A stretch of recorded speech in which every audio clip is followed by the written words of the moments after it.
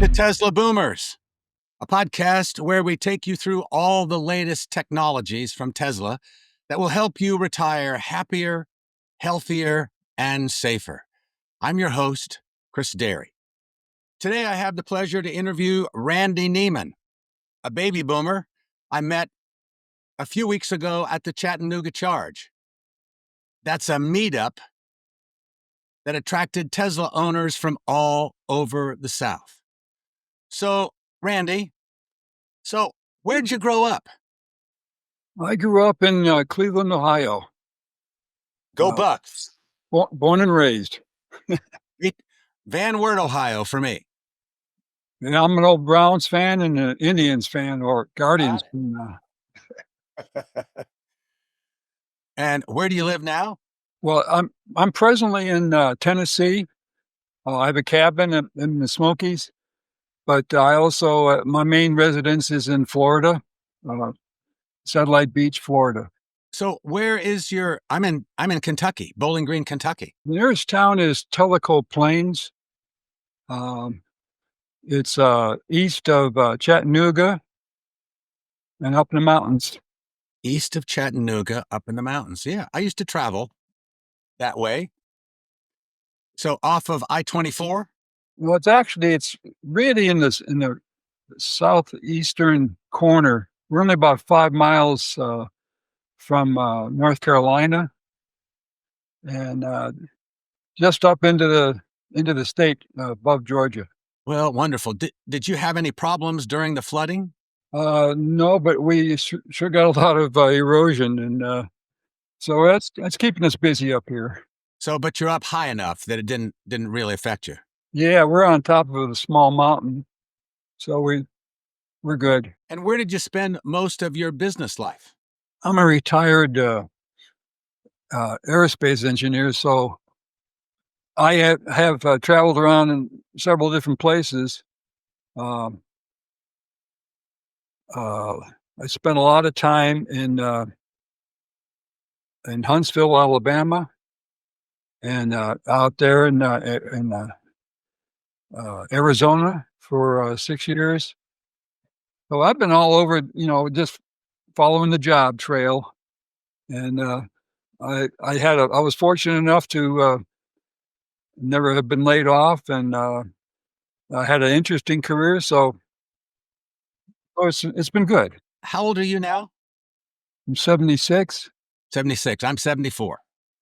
Okay. Go Boomers. Exactly. I'm a 1973 graduate of the Air Force Academy. Okay. I graduated from Embry-Riddle Aeronautical University in 1972. That's in Atlanta, isn't it? That's in Daytona Beach. Oh, Daytona Beach. Okay. Great place to go to school. The Air Force Academy, of course, wants everyone to become pilots. And I was recruited to play football. Wow.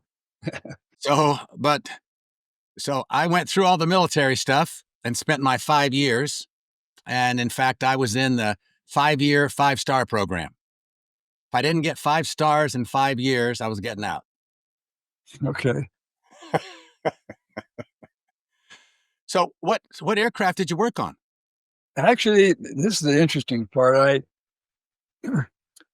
I got my degree related to aircraft engineering and maintenance, but I never was able to get in the aircraft because by the time I graduated, a market for engineers and aircraft was way down.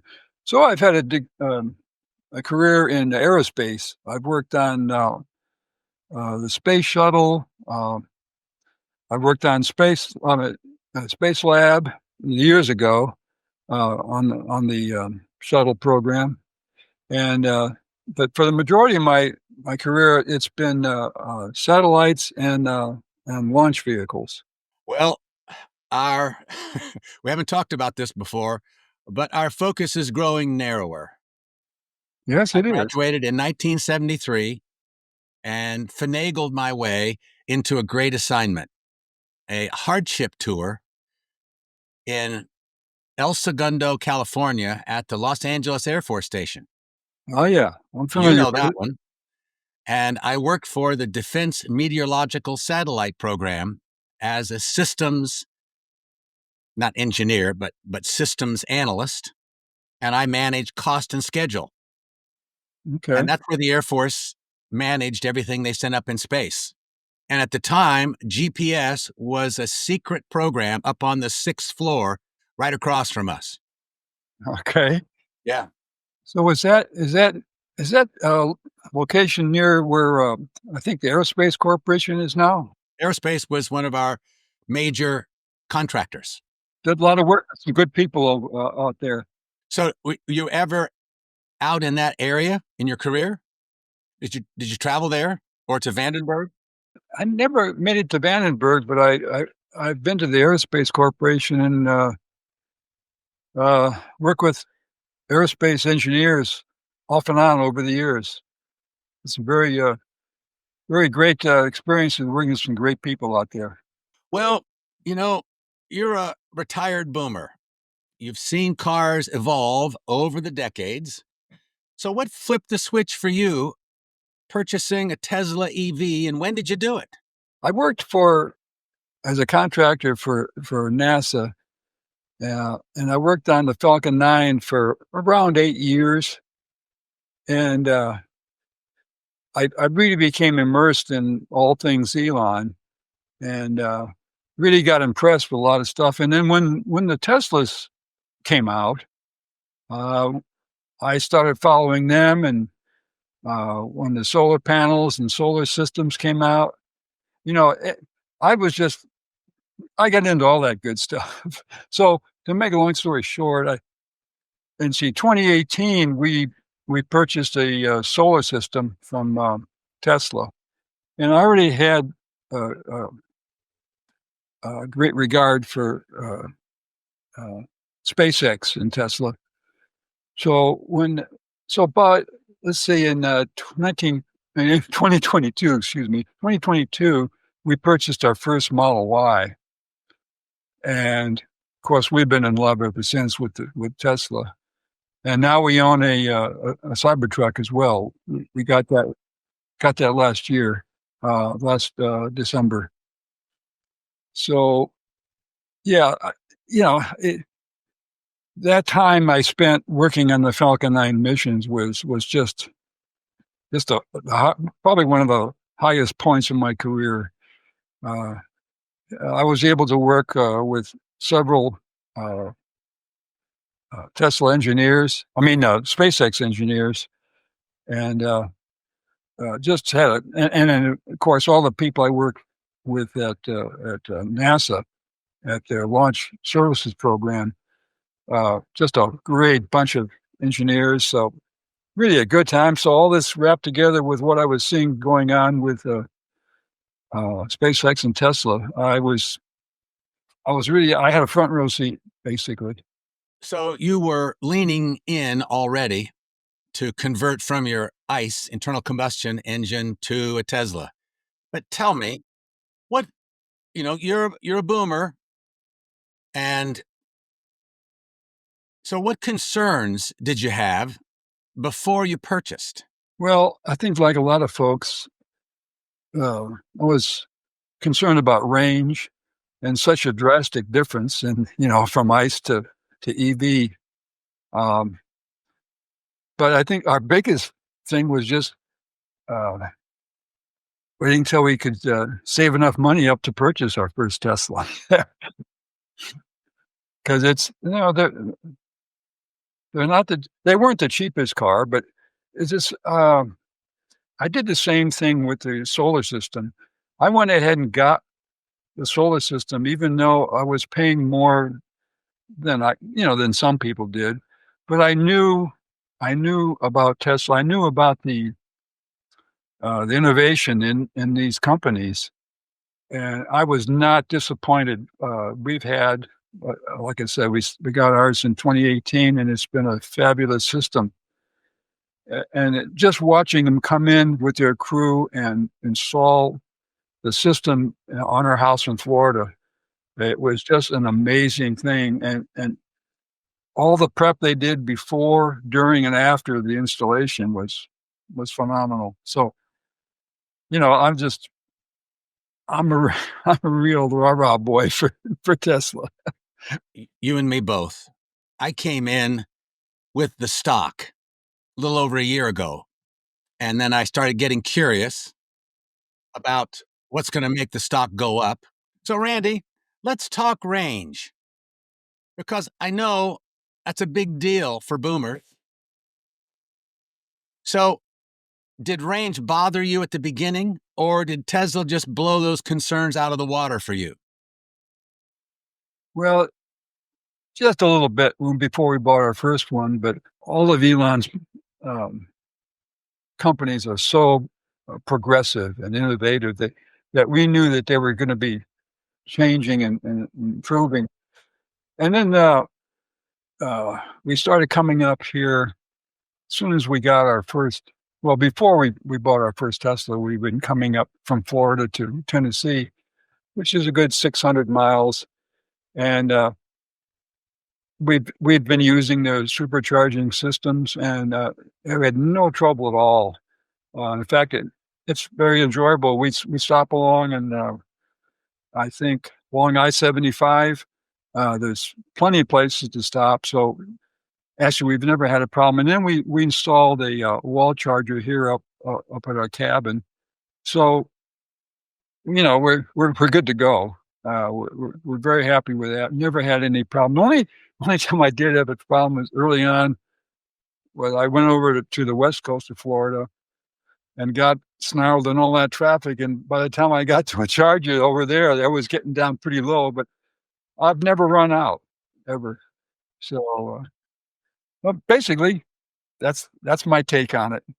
I think that's a take that lots of people have. They have a concern up front about range, and then, like you allow the software inside your Model Y to tell you when to stop, and generally, it's at the concurrence of, I need to use the bathroom and I need to charge this up.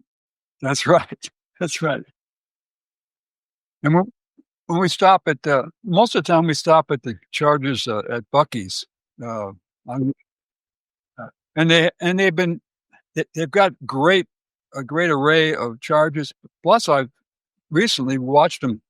They're building and putting all kinds of new ones in, which with even faster charging and all. But we get a chance to stop, take a break, get something to eat, use the facilities, and it's really fine. And of course, we're big FSD fans, so we'll get into that.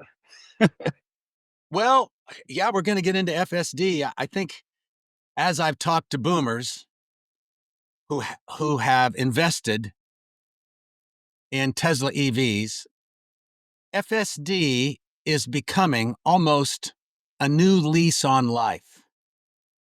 So, how did it affect you? Well, I tell you, to this day we are just having all kinds of fun with, especially up here in the mountains. FSD can take us through the narrowest roads, and it can take us to Atlanta. We got all the way through Atlanta, which is saying a lot, with only one intervention. And so one thing I want to say is, right from the get-go, I read those release notes for the FSD, and it said, this is a supervised system, and you still have to maintain control. You have to be aware of what's going on. And since I've taken that approach all along, it's not bothered me. If there were a few little things, and those things are getting cleared up and they're getting improved. We could talk about recently. A few comments have been about potholes, and I would love for FSD to avoid potholes, but hey, that's asking a heck of a lot, because if we're driving, most of us, all of us humans driving, we see a pothole, we instantly look around. If there's nobody else in the other lane or something, we'll go around that pothole. But that's asking a lot. But I have no doubt that FSD is going to get there one of these days. I went off on a tangent, so No, that's great. That's what I'm looking for. So, you know, what we know about the compute that Elon is using, that and maybe you've seen this, and that is you're driving down the interstate and all of a sudden FSD takes you off a ramp and around something, and you think, well, why did it do that? Because there was an accident ahead, right?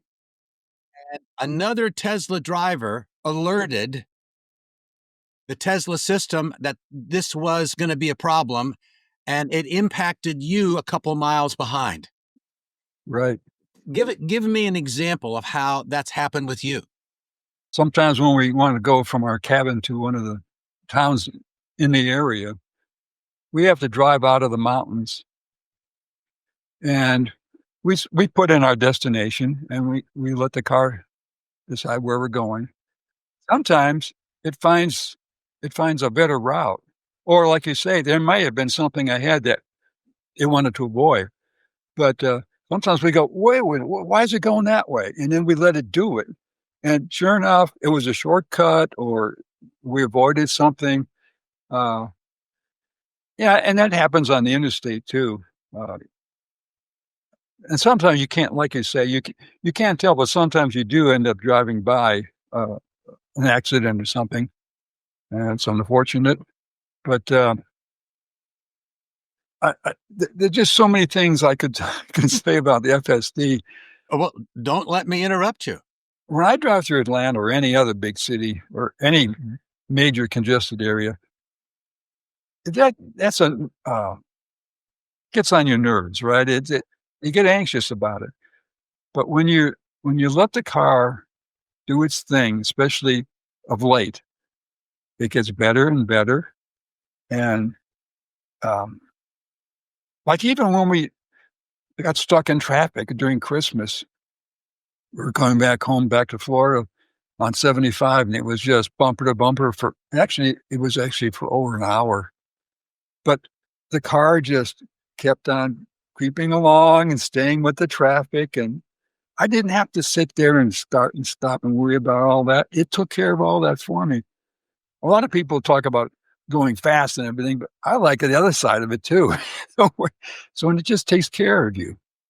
So, yeah, things like that. One boomer summarized this for me, and he said, when you're driving, there are many micro decisions that you have to make that you're just used to. But making all of those micro decisions absorbs your energy. And when you can lean back and let the car do it, you've got more energy when you arrive. Does that make sense for you? Absolutely. I get that feeling a lot. It's just takes the burden off of you.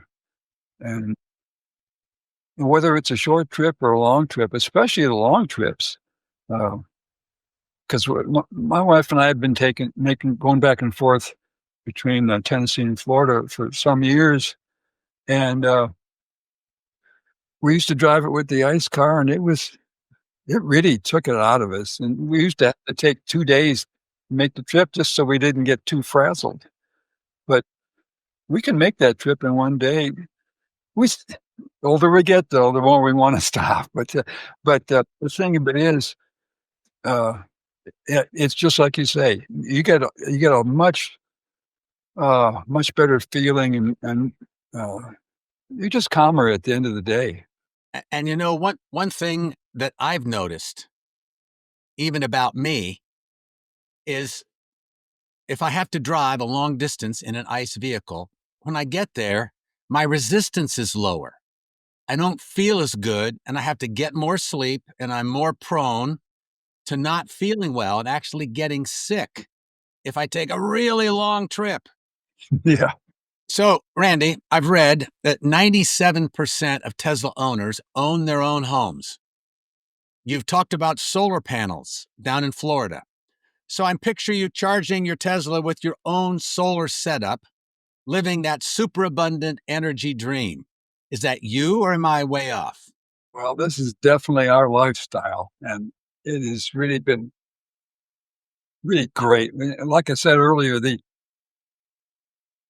way I have a Tesla system, so I have the panels and the batteries, and the way it was put in, the way it's been working all these years, it's only thing I pay Florida Power and Light for is like service fees or something. Like it's, I don't know, about $25, $30 a month. And I used to pay $200 or $300 a month for electricity. So, yeah. So we got all our electricity needs taken care of. We have our charging taken care of. So are you saying that your reduction in cost when you put in the solar system helped you afford the Cybertruck? Right. Well, indirectly, it also, everybody says, well, you bought this system for N number of dollars. And when you amortize it, how many years is it going to be before you recoup it? Yeah, I did not use that as my primary concern. My primary thing was to get a good quality Tesla system that I knew I was going to get. And so I'm, that's, that's been, it's been great. Like I said, on on the cars and on the system. And I put it on our cabin up here, but I just, as soon as I can afford to do it, I'm going to do it. So the costs involved in Florida. So you've had your system in since 2017. Around there, yeah. So that's 8 years. Do you have any estimate as to how much Florida Power and Light has increased the increased the amount that they're charging you or charging consumers for electricity? I haven't kept up with it because I have needed to. Because only thing I'm no, no. To be perfectly honest, year over year, across the entire year, there's a few months where I have to end up paying a little because it's in the middle of winter or something like that. Maybe we're getting a lot of clouds, but overall, I almost always end up with a surplus at the end of the year. So that's what I gauge the whole thing on. But I want to point out that Florida has net metering, which is a really nice thing. Got it. And unfortunately, Tennessee doesn't have that. But probably, Hey, I've investigated the same thing. yep, TVA, big time. And they're protecting their system, if you will. But hopefully that'll change someday when enough people voice their concerns about wanting to have it. But Well, here in Bowling Green, I don't have a system yet, but I've investigated it.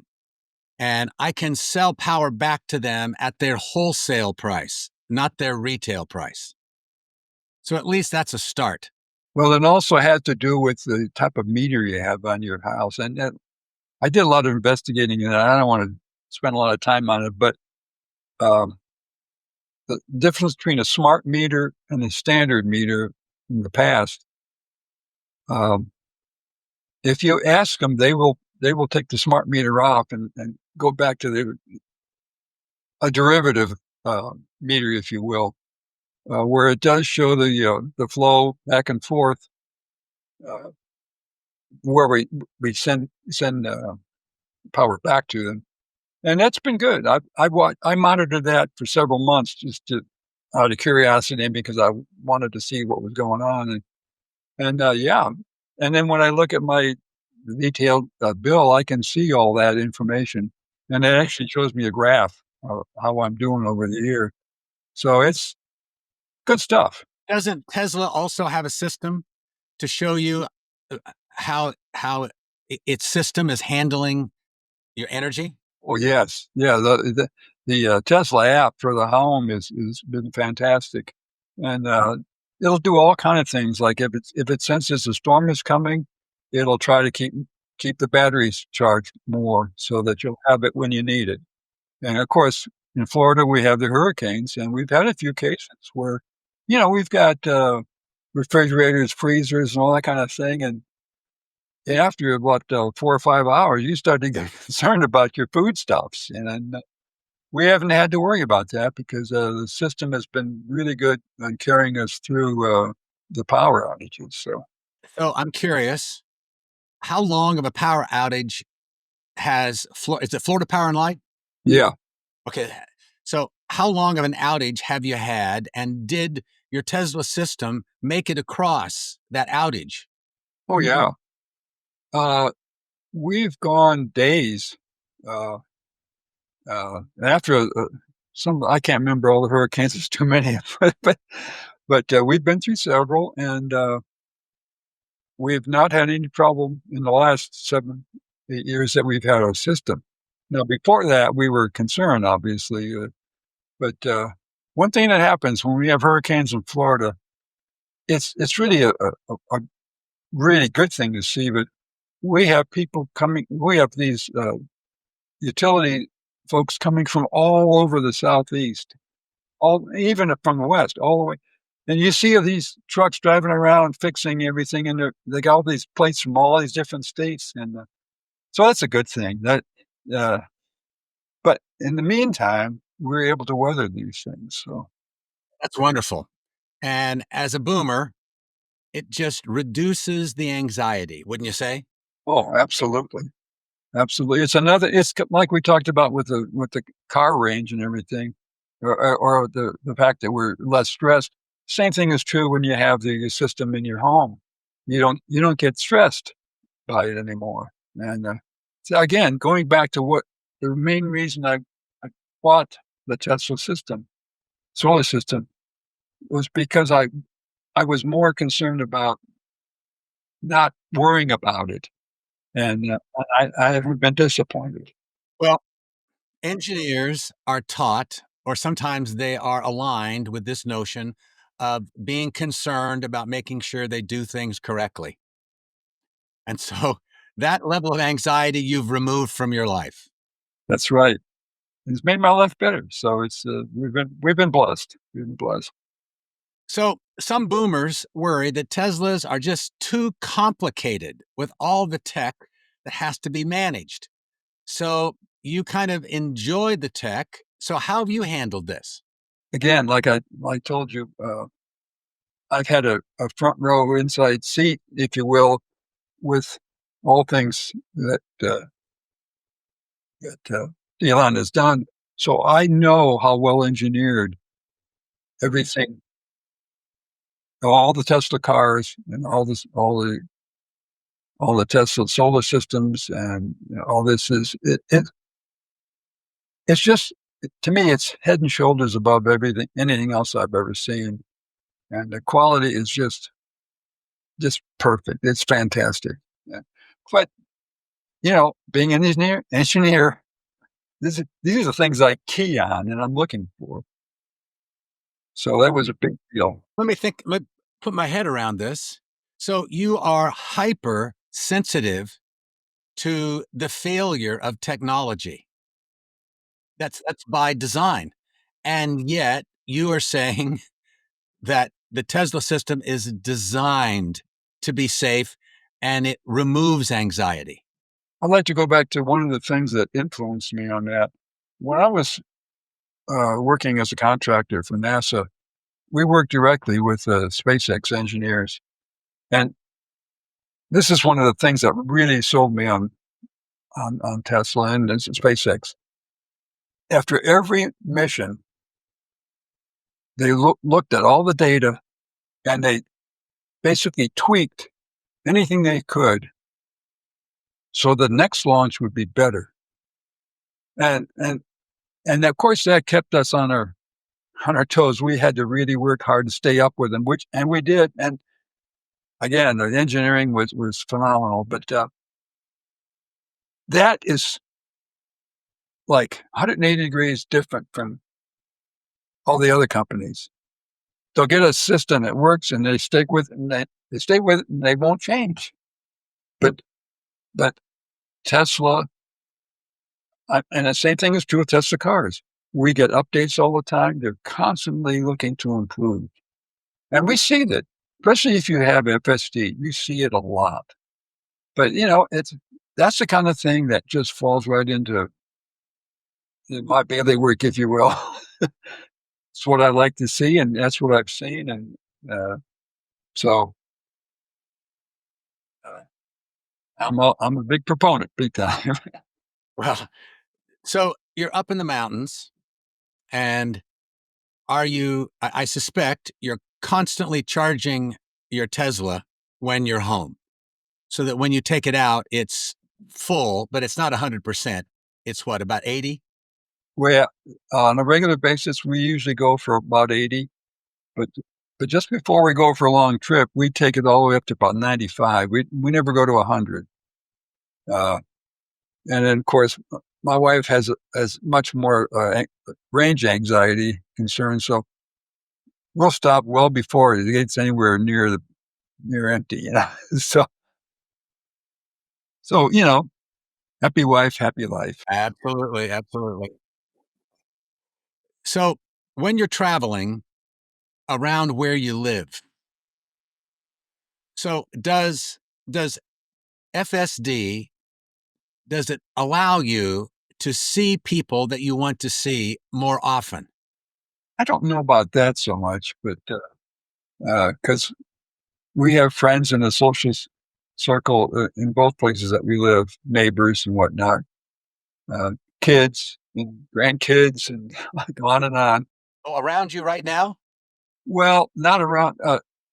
In Florida, we have uh, two children and grandkids, granddaughters. But I have more. I have three more children and grandchildren in Huntsville, Alabama, which isn't too far away. I can get over there. So I think I'd have to say yes, because we just punch in their address and it drives us over to where they are. We're good to go.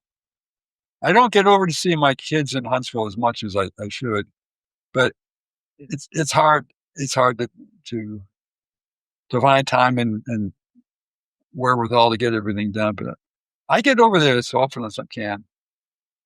And then with the kids in Florida, they're near us in town, so we see them a lot more. Uh, but we do what we can, and we use FSD almost every time we drive. Uh, Up here in the mountains, Tesla is good because it drives like it should, because it it senses when it gets too curvy and it gets too tough. It slows down. So as humans, we tend to push things a little harder than FSD would. But so in a way, a lot of times FSD is safer, and it's going to be less. Like talk about it. If we get enough cars with FSD on the road, life is going to be so much better. So many fewer fatalities and injuries. So I'm looking forward to all that. The test is coming June 1st, Austin, Texas. That's right. And they're going to begin the robotaxi business with Model Ys, brand new Model Ys.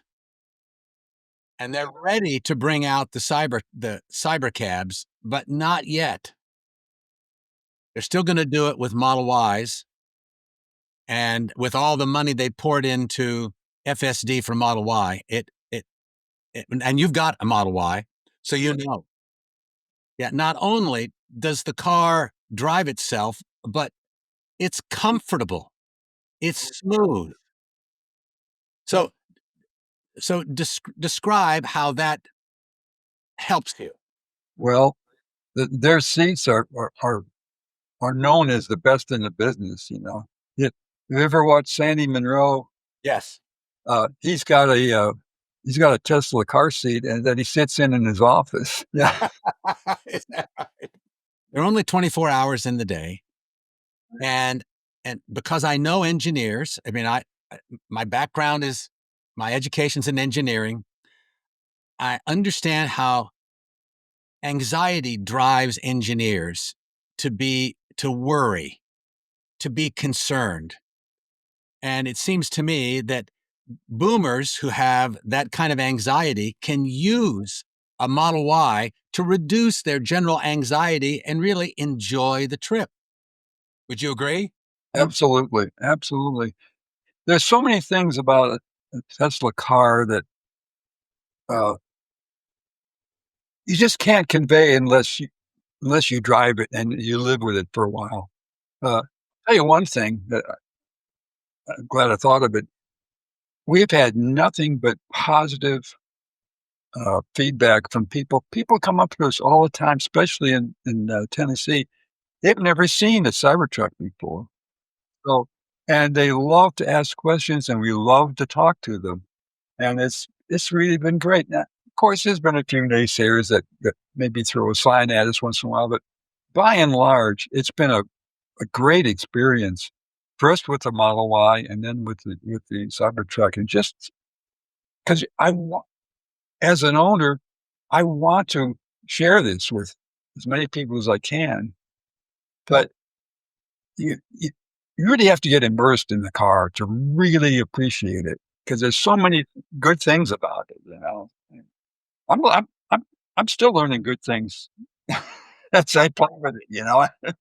So I'm curious. I want to go back to you made the statement that you really had to save up to invest in the Cybertruck. And I'm curious. So as you approached wanting to buy this, did you use capital or did you use financing? Did you use lease? How did you shoehorn your financial system into purchasing a Cybertruck? Well, in our case, I haven't talked about it much, but we have been Tesla stockholders for many years, and well, we have leveraged some of that money to pay for these things. We try we tr we're like most, investors, I think. We try not to cash it in, and if we do, we pay dearly to the IRS, so arg. A plug against that. But you can finance it. You can get a margin loan and still own the stock. And if the stock goes up by 12% and your margin's at 5, Right, I know there's many tricks, but I'm a very conservative investor, but we have done it very well. Uh, uh, we have one of our accounts, it shows us, you know, every time I look at it, it shows us how much we gained on the stock. So we're on most of us are really on board with that, and we still have very, very high hopes for the next couple of years. And being a boomer, we can't wait around too long. that's exactly right. Come on, Elon. Now, Elon's back to work now. Well, you know, I think Elon's always been going along the same path. It's just that he's had to overcome such a strong headwind. You know, what you know what I'm talking about. And sooner or later, that's going to break through.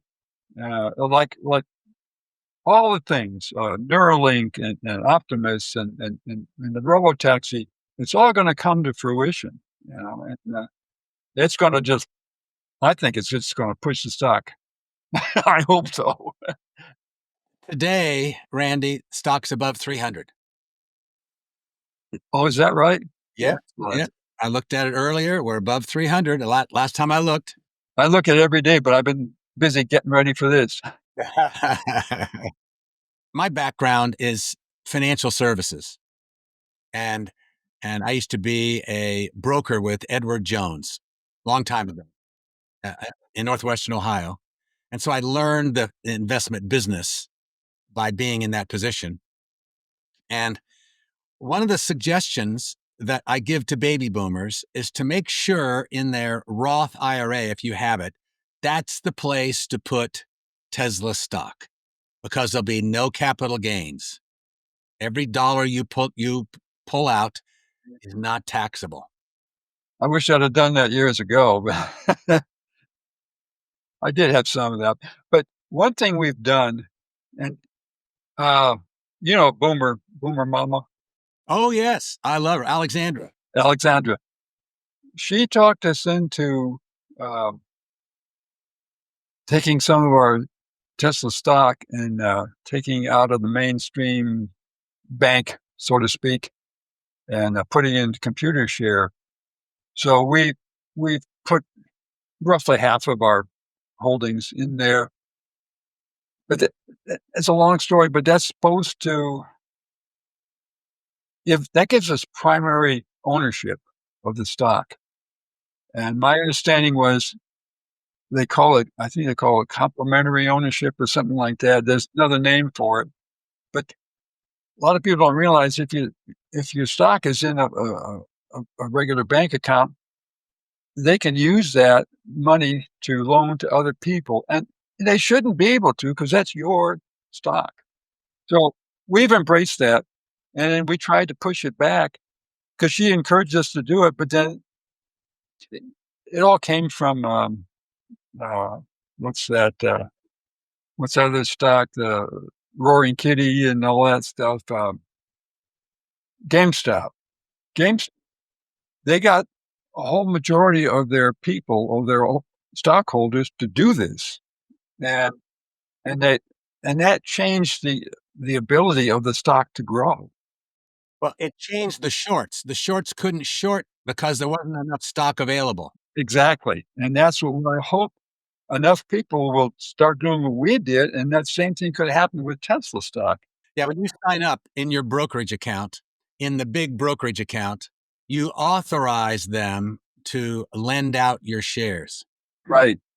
And you can also put in take a chunk of your stock and put in a sell order for something way high, and as long as that's impending, they can't do it as well.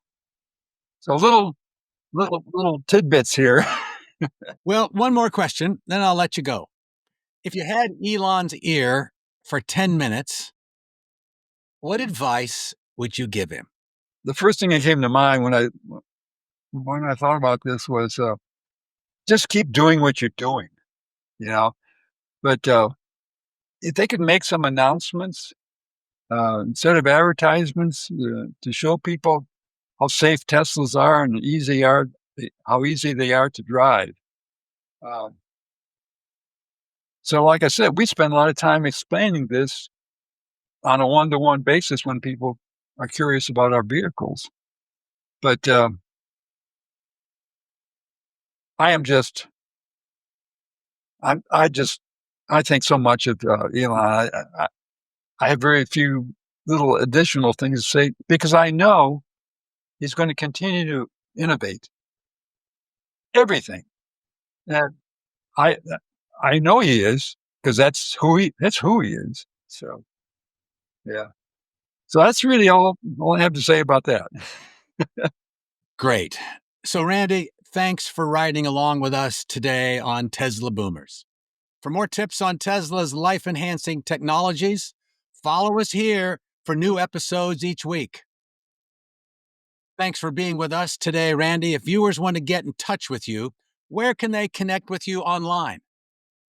They can contact me on X, former Twitter, or on Facebook, uh, and on LinkedIn, I believe. Now, if you're a boomer or you're sitting in for your boomer parents, you won't want to miss any of my future podcasts. So make sure you give us a like below and subscribe. You know how to do that.